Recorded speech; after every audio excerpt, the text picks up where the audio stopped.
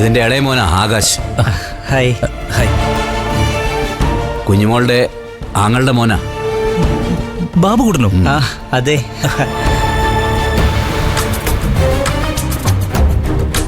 ആ ബാക്കി കഥ പറ. എല്ലാവരെയും കണ്ടിട്ട് തിരിച്ചു പോകാതിരുന്നതാ. പക്ഷേ എന്നെ പിടിച്ചു നിർത്തിയത് ചാരുവാ. ചാരു എന്ത് പറഞ്ഞു? ചാരു കാരണോ ഞാൻ പോവാതിരുന്നത്. അവള് ആദ്യം സമ്മതിച്ചില്ല. ഒന്നുമില്ലെങ്കിലും മാമൻ വളർത്തിയതല്ലേ, അതിന്റെ ഒരു ഗുണം ഇല്ലാതിരിക്കോ? ചാരു അവനുള്ളായിട്ട് എന്താ? അല്ല സെറ്റപ്പ് ആയിരിക്കൂടി.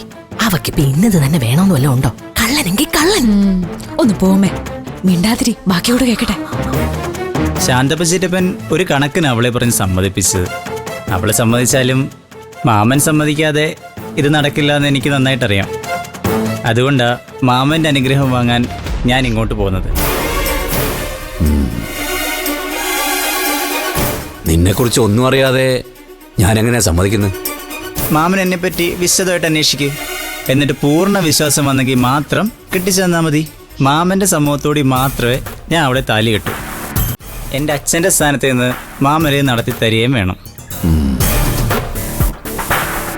പെട്ടെന്നൊരു മറുപടി പറയാൻ എനിക്കാവില്ല. ഞാനൊന്ന് ആലോചിക്കട്ടെ. മതി, പതിയെ മതി. മര്യാദയ്ക്ക് ജീവിക്കാനുള്ള കൊതി കൊണ്ടാ മാമ.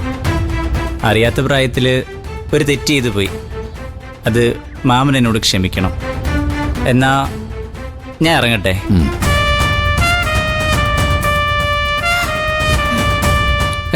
എന്താ ഇത്? ശരി.